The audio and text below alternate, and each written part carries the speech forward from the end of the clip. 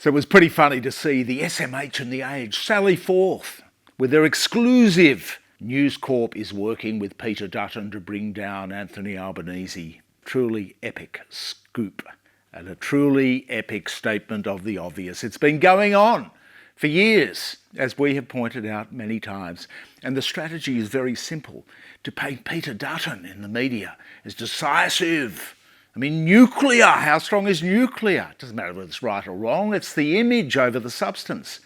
While painting Albo as dithering and weak. And so the story has been fulfilled in the other mainstream media outlets where they follow the News Corp leads. Frankly, amid this massive distraction of the anti-Semitism crisis daily peddled by News Corp every day on the front page, Albo could have stood up and should have stood up when Benjamin Netanyahu, the butcher, imposed himself on Australian politics the other day, blatantly interfering in Australian domestic politics, and lambasted Albo and the Labor government for being anti-Semitic, being not pro-Israel enough.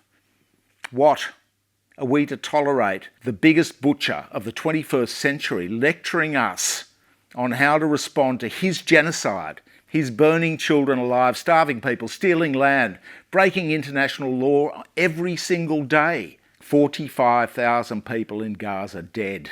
Oh, why do we have an anti-Semitism crisis? Hostages still there. 9,400 Palestinian hostages. People detained without trial. What has he achieved, this guy? How many has he killed? Is the real number 200,000, as some people posit? He's destabilised the entire Middle East, bombing Syria this week. He's trashed the reputation of Israel, brought the economy to its knees, and got 150 countries in the UN voting against him. He's on trial for plausible genocide. The ICC has warrants out for him, and he's lecturing Albo. He's made the Hamas resistance and Hezbollah heroes around the world for resisting the ground invasion, while Israel's busy dropping bombs on civilians. Meanwhile, US bombs. This is a US Israel genocide. Meanwhile, the might of the US arming the IDF. They can't beat a bunch of low-tech guys in tunnels after 15 months of carpet bombing Gaza. This is a fail on an epic historical level, which will be talked about for generations to come. I mean, the other day, a couple of months ago, Laura Tingle, the ABC, came out and made the casual comment, which was picked up in the News Corp press, front page again, about Australians being racist. Nothing could be truer. Everyone around the world is racist. She got hammered, though, for this casual comment, and there's a pile-on by the usual Aussie flaggers on social media. The largest media organisation is literally running a racist campaign for the opposition. Social media, daily full of Muslim and Jewish hatred, all promoted by the News Corp press. The world is racist. That is a fact. And unfortunately, people like Netanyahu and Dutton and the Zionist lobby in Australia fanning these flames. Australian politics is consumed by Middle East politics, the anti-Semitism crisis. The horrors in Gaza have been destabilising here in Australian domestic politics. And the obsession of the Murdoch press and coalition and other politicians with anti-Semitism. There's anti-Muslim racism or religious bigotry too. It's a fact that everybody seems to be missing in this debate. Well, the synagogue was firebombed the other day.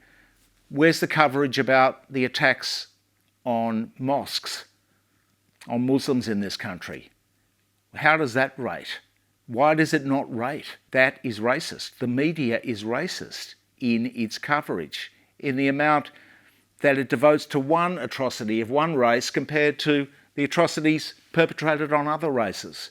And yet they attack the Zionists. Freedom of speech, freedom of assembly at universities. They call for deportations. They've trashed the reputation of Israel. Such has been the brutality of their response to October 7, and yet they blame everybody but themselves. Look in the mirror. Gaza, after 15 months, they've made these people look like heroic resistance fighters. This has blown up.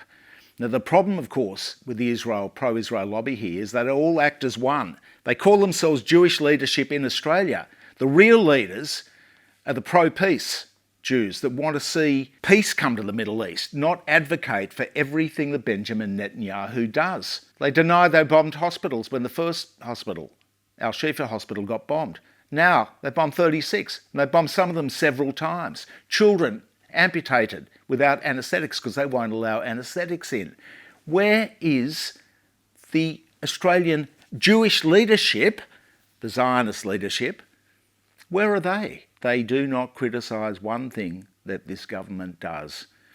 And so anti-Semitism is squarely their fault. It's as simple as that. They need to look in the mirror. And the charities which we subsidised as taxpayers, like the Australian Jewish Association and the other ones, there's a raft of them. They're blatantly political, and many of them are blatantly racist against Muslims every day, yet they are allowed to operate. The ACNC, the Charity Commission, has rules, and the rules say that you are not allowed to be politically partisan, and yet every day the AJA is politically partisan. Who is enforcing these rules? It's Andrew Lee's portfolio. Obviously, given the sensitivity, he'd have to lift that up to Albo, etc., and the Labor leadership, and that's what they should do. If they're worried about Albo being made to look weak, the first thing he should do is tell Netanyahu to piss off, and the second thing he should do is ignore these Zionist organisations, these subsidised organisations which are pushing the genocide